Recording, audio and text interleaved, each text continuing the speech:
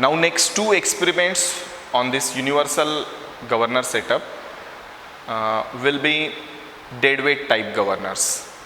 So in the deadweight type governor, we will keep deadweight on the sleeve, and we are again going to change the sleeve as well. So previously we were using the sleeve of aluminum, which was having a weight of around 1 kg. Now in this deadweight type governor, we are using cast iron sleeve, which has a weight of 2 kg.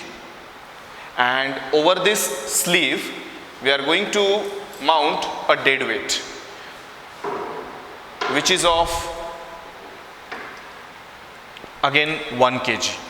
So arms will be same, it will be of 1.5 kg each, and it will be again an open arm type Porter governor. So if we want to classify this governor in detail, then it is deadweight type Porter governor with an open arms, right? So we may have a doubt that why we have used cast iron sleeve. Instead of cast iron, we could have gone with aluminum sleeve, but then we need to increase the dead weight. Instead of 1.5, we would have gone with the 2.5 kg because we want little higher weight. So we divided that weight, we distributed that weight into sleeve as well as into dead weight. So again, this is spindle, upper arm, lower arm. These are the fly balls. This is sleeve. This is the initial height, which is constant 37 mm as that of the Watt governor, right? So again, we are going to take the observations for the Porter governor like we have taken in Watt governor, and then we will compare that what sleeve difference, what height difference we are getting in between the 2 RPM. And our main purpose is again to observe that how the sleeve height difference between the two higher RPMs will be there in between Porter and in the Watt governor.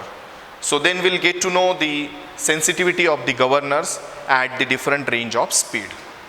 So we have already started this,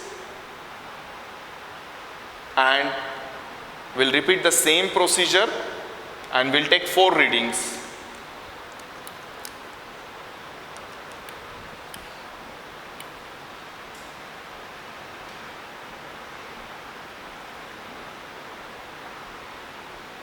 Okay, so for example,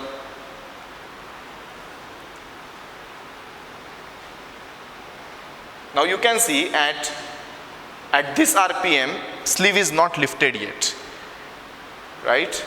Because weight is there on the sleeve. So it will respond little slow as compared to the Watt governor at this lower speed, at the lower speed. So as we go on increasing the speed, you will find a difference in the sleeve height.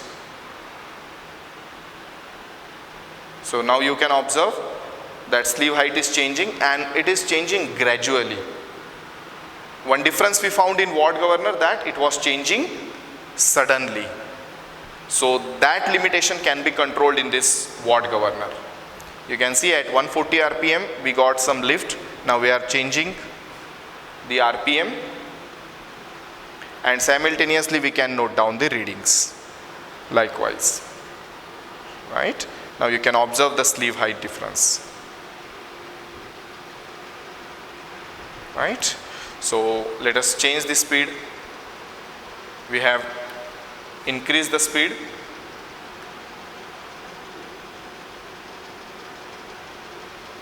So now it is 160 RPM, and height difference is again, it's around 95 mm. So likewise, we are going to take the 4 readings, and we will find out the characteristic curves for the Porter governor as well. The main difference is, the main component we need to understand is that the controlling force in all types of governor. It means decrease the speed. Now in the Watt governor, in the Porter governor and in the Royal governor, we will be calculating two forces. One will be theoretical centrifugal force, another one will be the actual centrifugal force, and we'll find out the difference between theoretical and actual with respect to the various speed. So those plots we need to draw in order to understand the difference between the various governors, right? So controlling force we will be calculating at the different speed. ठीक है, कितना minute